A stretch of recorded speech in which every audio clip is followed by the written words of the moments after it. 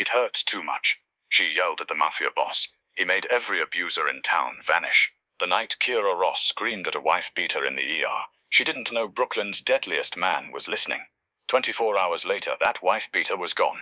48 hours later, 6 more abusers vanished. By the end of the week, every coward in Brooklyn who raised his fists to someone weaker was looking over his shoulder. Because Riker Cross had just found a new hobby, and it was cleaner than the streets had been in decades. Hit that subscribe button right now, because this story is about to go somewhere brutal and beautiful. The clock on the wall read 2:47 a.m. when Jenna walked through the automatic doors, and Kira Ross knew exactly what she was looking at. 4 years of night shifts had given her a sixth sense for these cases. The careful way Jenna held her arm, the swollen jaw she tried to hide with her hair, the dead look in her eyes that said she'd already practiced her lies in the cab ride over. Behind her, 10 steps back, but always watching, came Marcus. 6 feet of muscle and arrogance in a tank top, scrolling through his phone like he was waiting for an oil change, instead of making sure his girlfriend didn't tell the truth about who'd rearranged her face. Kira was 31, running on coffee and something darker than exhaustion. She'd become a nurse to save people. For years later, she knew better. The system was a joke. Men like Marcus walked free while their victims apologized for bleeding. "Name?" Kira asked, voice professionally neutral even as her hands shook. "Jenna Mitchell." "I fell." The words came out slurred through the swelling. "Kitchen counter." "Slipped on some water." Kira wrote it down because protocol demanded it, even though every cell in her body was screaming. She'd heard this story 100 times. Different actresses, same script, same ending. "Let's get you into exam room 3. Across the waiting room, Riker Cross was bleeding through his shirt and pretending not to notice. He'd taken a knife to the ribs 3 hours ago during a collection job that went sideways. It wasn't serious, but his second-in-command Fletcher had insisted he get stitches before infection became a problem. So here he sat, watching a woman lie about her injuries while her abuser made sure she stuck to the script. Riker was 38, had built an empire on understanding that power came from being willing to do what others wouldn't. But there was violence that served a purpose. And then there was this, a coward beating someone who couldn't fight back, then sitting there smiling like he'd accomplished something. In exam room 3, Kira worked with practiced efficiency. "Jaw's broken. We'll need to wire it shut. The arm's fractured in 2 places. You'll need a cast for 6 weeks." She kept her voice gentle. "Jenna, did someone do this to you?" "No. I fell." Kitchen counters don't usually punch people twice in the same spot hard enough to fracture bone. Kira gripped her clipboard until her knuckles went white. And they don't leave finger-shaped bruises that match a man's hand. Jenna's eyes filled with tears. For a moment, Kira thought she might break. Then Jenna glanced toward the waiting room, and the moment died. "I fell. Can you just fix it?" 90 minutes later, Jenna was bandaged, medicated, her jaw wired shut and arm casted. She could barely speak, couldn't eat solid food, would spend 6 weeks in pain. And she would go home with the man who'd caused it. Kira walked her back to the waiting room, where Marcus immediately stood, all-concerned boyfriend now. "Baby, are you okay?" "Broken jaw, fractured arm," Kira said flatly. "She needs rest. No stress, no situations that might cause additional trauma." Marcus laughed, already guiding Jenna toward the exit. "Don't worry. I'll take real good care of her." Something inside Kira shattered. Maybe it was 4 years of watching the scene play out. Maybe it was her mother's ghost. The funeral when Kira was 17, her father explaining how tragic it was that she'd fallen down the stairs. Maybe it was just exhaustion and rage finally breaking through. "IT hurts too much." The scream echoed through the entire ER. Everyone froze. "It hurts to watch you smile while she can't even open her mouth. It hurts to know I'm sending her home with you, and tomorrow she'll be back here, or she'll be dead. It hurts that I have to write down her lies because the system protects pieces of shit like you instead of the people you destroy." Marcus's smile vanished. "Lady, you need to calm down. I know what you did. Everyone knows what you did. And you'll walk out and do it again because that's what cowards do.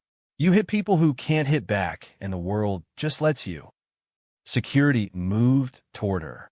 Her supervisor rushed over, face red. Marcus backed away, hands up, playing victim. This is crazy. I'm calling my lawyer. Get out, Kira said, voice dropping to something cold and deadly. Get out before I forget. I took an oath to do no harm. That's when Riker Cross stood up. The way he moved made everyone instinctively step back. No hurry, no obvious threat, but danger rolled off him like heat from asphalt. He stopped in front of Marcus. She told you to leave. Marcus tried his tough guy routine. Who the hell are you? Riker moved fast. One moment Marcus was talking. The next he was on his knees, hand bent wrong, 2 fingers definitely broken. Funny how much it hurts when someone bigger decides to break things, Riker said conversationally. You have 2 choices. Leave now and disappear from her life permanently. Or I show you exactly how much pain a body can take before it stops working. Marcus was crying now.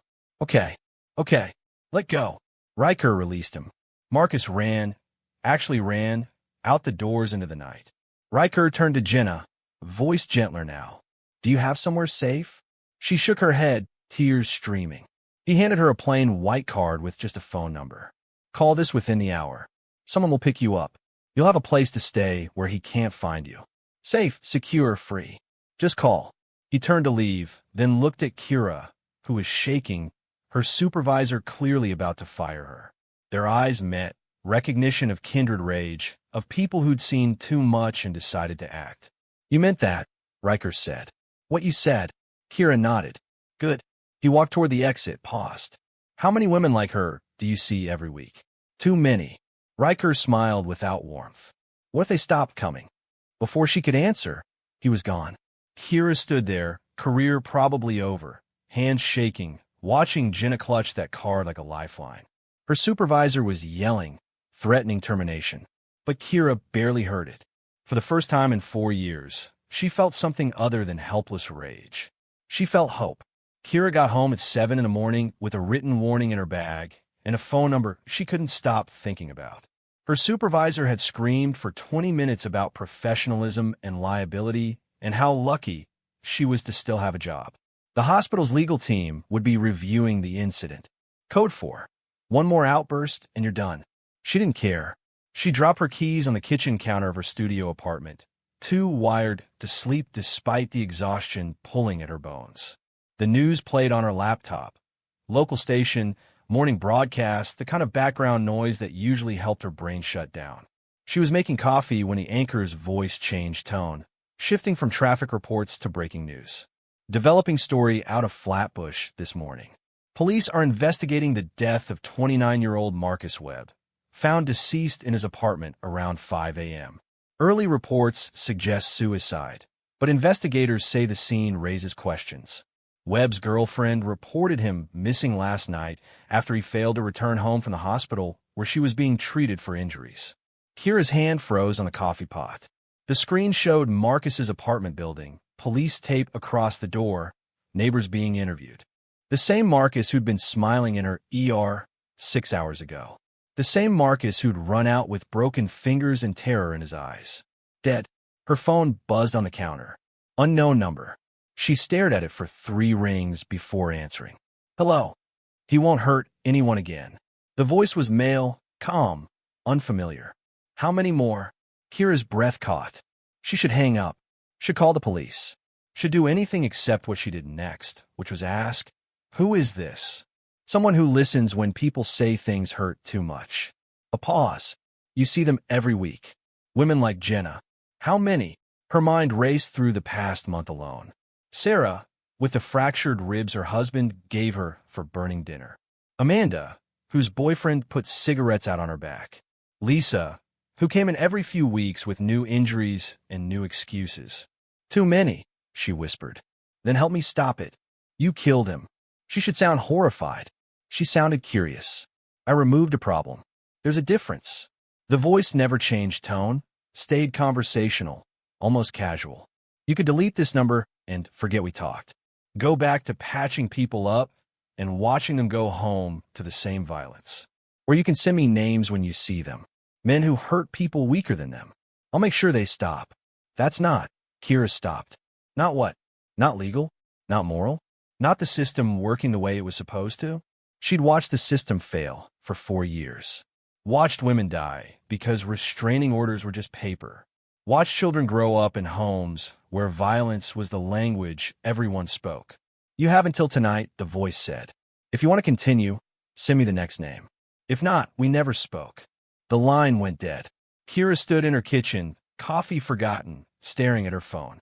Marcus was dead, probably murdered, and she was holding the number of whoever did it.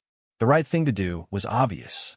Call Detective Chun, the cop who'd taken her statement years ago when her mother died. Turn over the number. Let the law handle it. Instead, she opened her laptop and pulled up her patient files from the past week. 3 more women. 3 more cases of "I fell" and "I'm so clumsy," while their partners sat in the waiting room, making sure the lies stayed consistent. She documented everything. Photos of injuries, descriptions that carefully noted the patterns that screamed abuse. Evidence that would sit in a file somewhere while the violence continued. Her hands hovered over the keyboard. This was insane. This was conspiracy to murder. This was everything she'd been taught was wrong. This was also the only thing that had actually worked. At 11 p.m., after sleeping 4 hours and waking up to the same thoughts on loop, Kira opened her phone.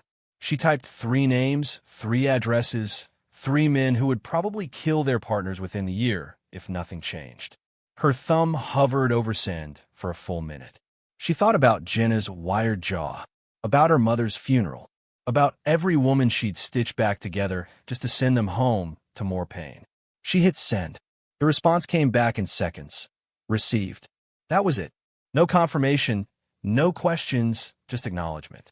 Kira deleted the conversation and went to take a shower, scrubbing her skin until it was raw, try to wash off the feeling that she'd just crossed a line she could never uncross.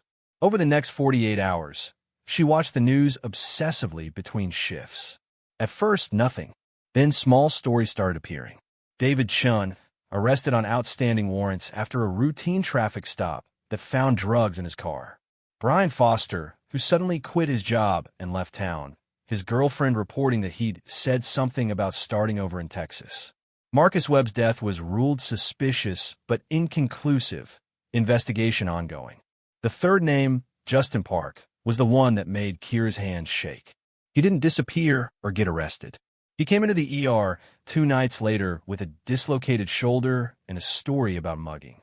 But his eyes told a different story, pure animal fear. He kept looking over his shoulder, flinching at shadows. When Kira treated him, he grabbed her wrist. "Tell them I'm done," he whispered. "Please, tell them I'll leave. I'll never touch her again. Just tell them to stop." Kira pulled her wrist free. "I don't know what you're talking about." But she did. And when Justin checked himself out against medical advice and left Brooklyn that night, she knew exactly why. It was working. 3 weeks into her new arrangement with the phantom voice on her phone, Kira had sent 12 names. 12 men who'd sent women to her ER with injuries that made her want to scream. Some were arrested on convenient charges. Some left town voluntarily after receiving visits from people who made it clear that staying was a health hazard. One, a particularly violent case who'd hospitalized his girlfriend 3 times in 6 months, simply vanished, his apartment cleaned out overnight. Kira told herself she was just providing information. What happened after wasn't her responsibility. It was a lie that let her sleep at night, barely. Then Jenna came back for a follow-up appointment. Her jaw was healing. The cast would come off in 3 more weeks. But more than that, she looked different, lighter. She smiled, carefully around the wire but genuine. When Kira asked how she was doing, Jenna started crying. "I'm staying with my sister in Queens. I got a job at a bookstore. Marcus is gone.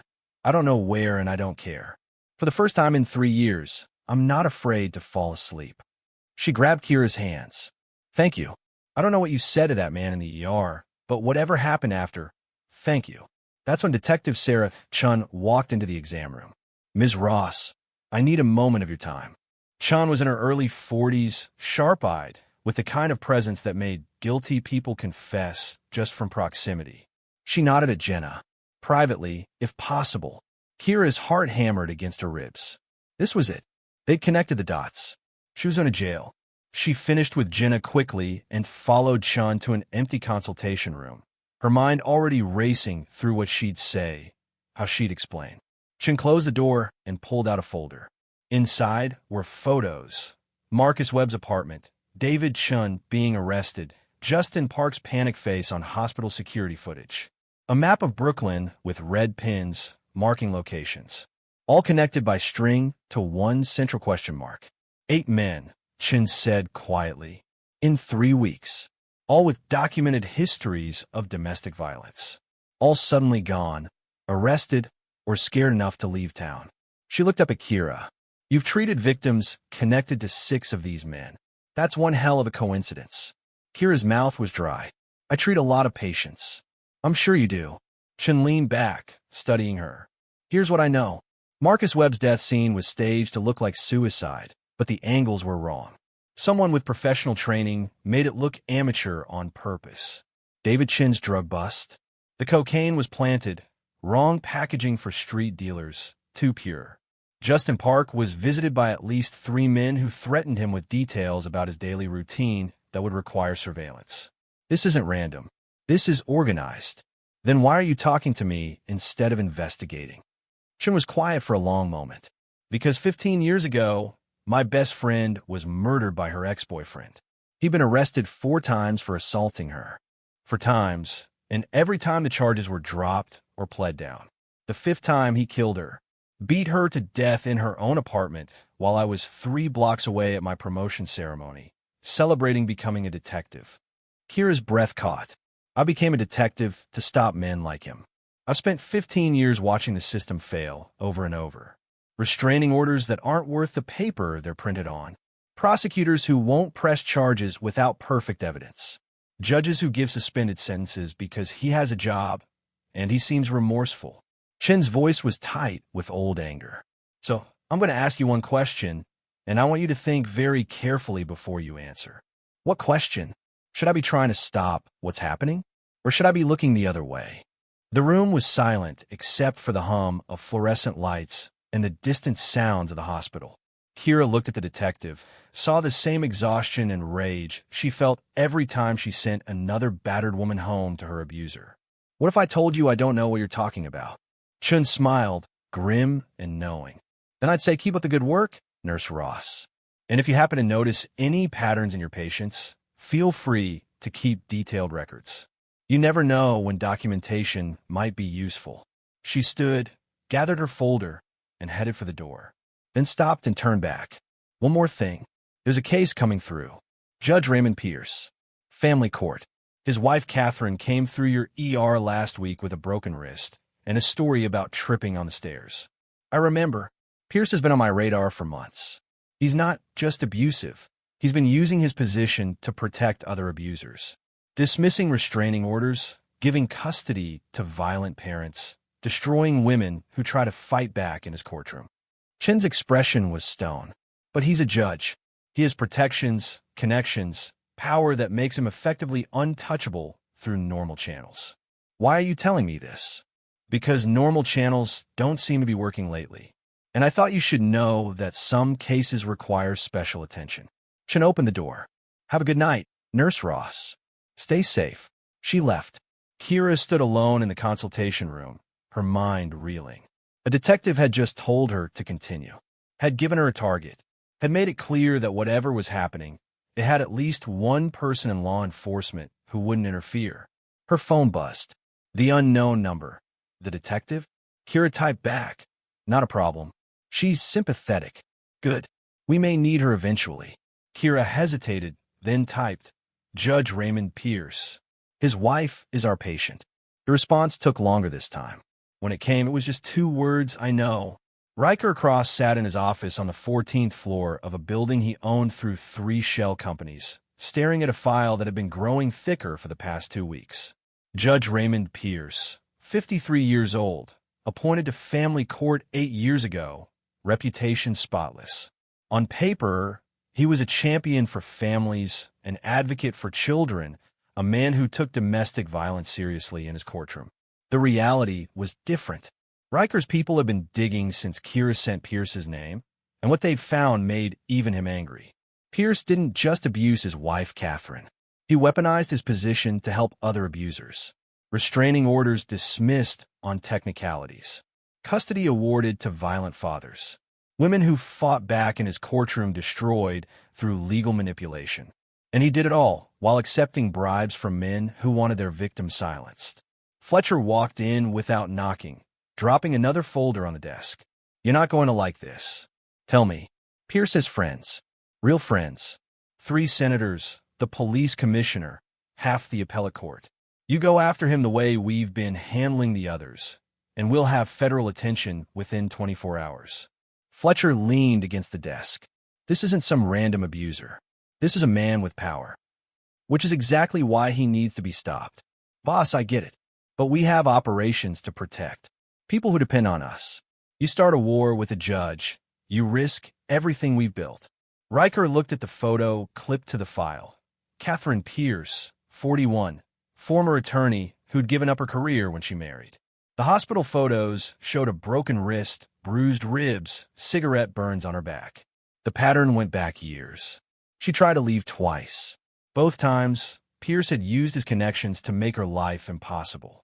Frozen bank accounts. Threats to have her declared unfit. Friends and family who stopped taking her calls after Pierce made quiet visits. How many women has he helped destroy? Riker asked. Fletcher sighed. Based on court records?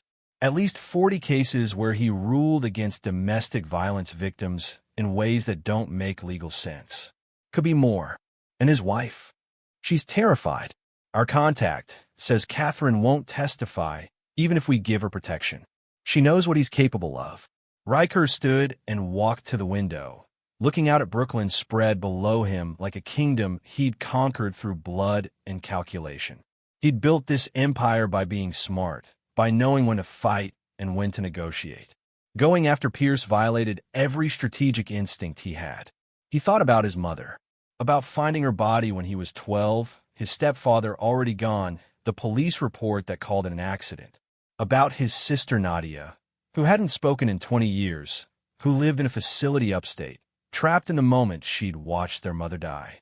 Set up a meeting with the nurse, Riker said. Tonight. They met in a closed restaurant in Red Hook that Riker used for conversations that needed privacy. Kira arrived 20 minutes late, still in her scrubs, exhaustion written across her face. She slid into the booth across from him, and for a moment neither spoke. You're different than I expected, Kira said finally. What did you expect? More tattoos. Maybe a scar or two. You look like you could be running a hedge fund. I do run several investment firms. The other business is just supplementary. Riker signaled for coffee. We need to talk about Judge Pierce. Kira's expression hardened. Catherine came back yesterday. More bruises. Said she walked into a door. I documented everything, took photos. She wouldn't let me call the police. Because Pierce is the police. He's the courts. He's the system. Riker pulled out his file. This isn't like the others. We can't scare him into leaving town. We can't plant evidence for an arrest.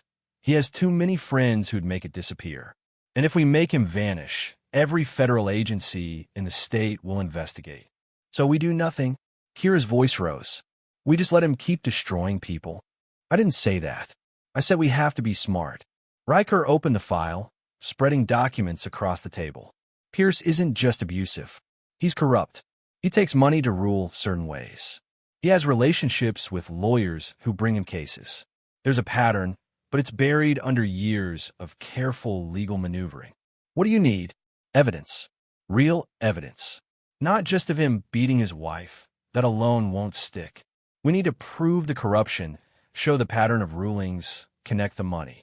Build a case so solid that even his powerful friends can't make it disappear. Kira studied the documents.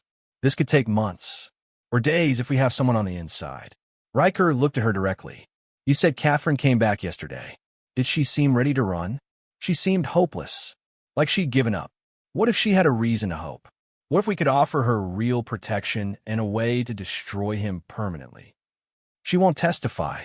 I already tried. Not testimony. Documentation. Pierce keeps records. He's meticulous. Bank accounts, communications with the lawyers bribing him, maybe even evidence of his pattern with other victims. If Catherine can access his home office, get us copies. You're asking her to spy on a violent man who's already broken her bones multiple times. Kira's hands tightened around her coffee cup. If he catches her, then we make sure he doesn't catch her. We give her a way out. A safe house, new identity, money, protection. But first, we need leverage. This is insane. This is the only way. Riker's voice was calm but intense. Every other option either fails to stop him or brings down federal investigation on everyone involved, including you. In case you've forgotten, you're technically an accomplice to multiple felonies. Kira flinched but didn't look away. When I sent you that first name, I thought it would be simple. Bad man does bad thing. Bad man faces consequences. I didn't think about judges with power or federal investigations or putting victims in more danger. Nothing about this is simple. It never was. Riker finished his coffee. But here's what I know. If we do nothing, Pierce keeps destroying lives. If we try to handle him like the others, we fail and possibly destroy everything we've built. Or we take the risk, get the evidence, and expose him in a way that even his friends can't protect him from. And if Catherine says no, then we find another way. But we have to try. 3 days later, Kira sat across from Catherine Pierce in a coffee shop 3 blocks from the hospital. Catherine had agreed to meet after Kira called saying she had resources that could help. She looked smaller than she had in the ER, wearing long sleeves despite the heat, moving carefully like everything hurt. I don't understand what you want from me, Catherine said quietly. I want to help you get away from your husband. Permanently. Safely. In a way where he can never touch you again. Catherine laughed, a bitter sound. There is no safe. Raymond knows everyone. He has judges, police, politicians. I tried to leave twice. Both times he made it impossible. Froze my accounts, turned my friends against me, threatened my sister's family. He told me if I ever tried again, he'd have me declared mentally incompetent and lock me away somewhere. What if you could destroy him instead of just leaving? Kira leaned forward. What if there was a way to expose him, not just for what he does to you, but for everything? The corruption, the other women he's hurt through his courtroom, all of it. Even if I wanted to, I don't have proof. But he does. He keeps records. You've seen his office. Catherine went very still. You want me to steal from him? I want you to document what he's hidden. We have people who can help, who can keep you safe while you do it, who can get you out the moment you have what we need. And if he catches me before I get out, Kira had no good answer for that. Then we'll come get you. But Catherine, if you do nothing, this continues. For you, for his next victim, for every woman who walks into his courtroom, hoping for justice, and gets him instead. Catherine stared into her coffee for a long moment. When she looked up, something had shifted in her expression. Not hope exactly, but something harder. Anger, maybe, or just exhaustion with being afraid. What do you need me to do? Over the next 2 weeks, Catherine became a spy in her own home. Pierce worked late most nights, leaving her alone with his locked office. The first time she picked the lock, using tools Riker's people had taught her to use, her hand shook so badly she nearly gave up. But she thought about the women whose faces she'd seen in court transcripts, the cases where Pierce had sided with abusers, the children awarded to violent parents. She thought about the last 20 years of her life, lived in fear of a man who smiled for cameras while breaking her bones in private. She photographed everything. Bank statements showing payments from lawyers. Emails coordinating decisions before cases were even heard. A handwritten ledger. Pierce's insurance policy, documenting every bribe, every fixed case, every favor owed. He kept it all because powerful men always think they're untouchable. The breakthrough came on a Friday night. Pierce had a dinner with the police commissioner, would be gone for hours. Catherine accessed his computer, bypassed the password using software Riker's tech person had installed remotely, and found the motherlode. Video files. Dozens of them. Pierce had been recording his sessions with Catherine, documenting his violence like trophies. But he'd also recorded conversations with other abusers, discussing how to manipulate court proceedings, how to destroy victims' credibility. Catherine copied everything to an encrypted drive, her stomach churning as she watched pieces of her own nightmare play out on screen. When she was done, she reset everything to look untouched and went upstairs to pack the bag she'd been hiding in her closet for 2 weeks. She was almost at the front door when she heard the car in the driveway. Pierce was home early. Catherine's heart stopped. The drive was in her pocket. Her escape bag was by the door. If he found either, he'd know. She ran upstairs, threw the bag in the closet, and was in the bathroom washing her face when she heard him come in. "Catherine." His voice carried up the stairs, genial and terrifying. "I'm home early. The commissioner had food poisoning, canceled dinner. Let's watch a movie, spend some time together." It was a test. He did this sometimes, came home unexpected, checked her routine, looked for signs she was planning something. Catherine forced herself to breathe normally as she walked downstairs. Pierce was standing in the hallway, still in his suit, watching her with eyes that never quite looked human. "Were you going somewhere?" He nodded at her coat, which she'd left draped over the banister in her panic. "Just cold. The house gets drafty." He smiled. It didn't reach his eyes. "Come sit with me. I want to talk about something." They sat in the living room. Pierce poured wine she didn't drink. He talked about his day, about a case he was proud of, about plans for their anniversary next month. All the while, he watched her with that calculating expression, like he was solving a puzzle. "You seem nervous," he said finally. "I'm fine. Are you?" "Because I got an interesting phone call today. Someone asking questions about my court record, about patterns in my rulings." He set down his wine glass. It made me wonder, who would be looking into that? Who would even know to look? Catherine's blood turned to ice. Pierce stood and walked to his office. Catherine heard the door open, heard him moving around. Every second felt like an hour. Then he came back, his expression dark. "My office was accessed. Files were moved. Someone's been in there." He grabbed Catherine by the throat, lifting her half off the couch. "Was it you?" She couldn't breathe, couldn't speak. Pierce's grip tightened, and for a moment she was sure he'd kill her right there. Then her phone rang. Pierce dropped her, grabbed her phone from the coffee table. Unknown number. He answered, putting it on speaker. "Catherine, it's time to go." Riker's voice, calm and commanding. "Walk out the front door. Right now. There are people waiting." Pierce's face went white. "Who the fuck is this?" "Someone who's done watching you destroy lives." "Catherine, move. Now." Catherine ran. Pierce tried to grab her, but she was already at the door, already outside where 2 black SUVs sat with engines running. Hands pulled her into the first vehicle. She caught a glimpse of Pierce in the doorway, phone still in his hand, screaming something she couldn't hear over the sound of her own heartbeat. The SUV peeled away into the night, and for the first time in 20 years, Catherine Pierce was free. The safe house was a converted loft in Williamsburg that didn't appear on any property records. Catherine sat on a leather couch, wrapped in a blanket despite the heat, still shaking from adrenaline. Riker stood by the window with his phone, coordinating something in quiet, clipped sentences. Kira sat beside Catherine, checking her neck where Pierce's fingers had left angry red marks. "He knows," Catherine whispered. "He knows I took the files. He'll come after me. He'll use every connection he has to find me." "Let him try," Riker said, ending his call. "We're 3 steps ahead." The moment you walked out that door, encrypted copies of everything you found went to 3 different news outlets and 4 separate law enforcement agencies. Not local, federal. People Pierce can't touch.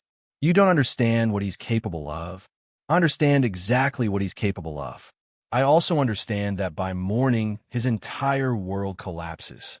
Riker pulled up his laptop, turned it so Catherine could see. "This is the evidence package being reviewed right now. Bank records showing $200,000 in bribes over 3 years. Email chains coordinating fixed rulings. That ledger documenting every corrupt decision.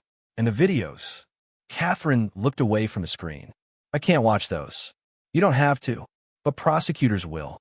Juries will. And when they do, Pierce doesn't just lose his judgeship. He goes to prison for a very long time." Kira's phone buzzed. "Detective Chun." She stepped away to answer. "It's 2 in the morning. "I know. Listen, I just got pulled into an emergency meeting with the FBI. Someone dumped a nuclear bomb worth of evidence on Judge Pierce. They're moving fast. Warrants being drafted, arrest team assembling. This is really happening. How long until they pick him up? 6 hours, maybe less. But Kira, there's something you need to know. Pierce figured out someone's been helping his victims. He doesn't have names yet, but he's connected enough dots to be dangerous. You need to be careful. Kira looked at Catherine, at Riker coordinating security through his phone. We're already ahead of him. Good. Because men like Pierce don't go down quietly. He's going to burn everything trying to save himself. Chen paused. The evidence you provided, Catherine's photos, the files, they're ironclad. But I need you to keep her safe until we have him in custody. Can you do that? Yes. Then I'll see you on the other side of this. Chen hung up. Dawn was breaking over Brooklyn when the news hit. Every major outlet ran the same story. Judge Raymond Pierce arrested on corruption charges, evidence of systemic abuse of power, videos showing domestic violence spanning years. His face was everywhere, the golden boy of the judiciary revealed as a monster who'd weaponized the law to protect himself and men like him. By 8 a.m., Pierce was in federal custody. By 9, 3 more judges had been suspended pending investigation into cases Pierce had referred to them. By 10, a hotline for his victims had been established, and the calls were flooding in. Women he destroyed in court, men he'd helped abuse their families, lawyers he'd taken bribes from. Everyone suddenly willing to talk now that the monster was caged. Catherine watched it all from the safe house, tears streaming down her face. Not relief yet, but something close. The beginning of belief that she might actually be free. What happens now? She asked Kira. Now you rebuild.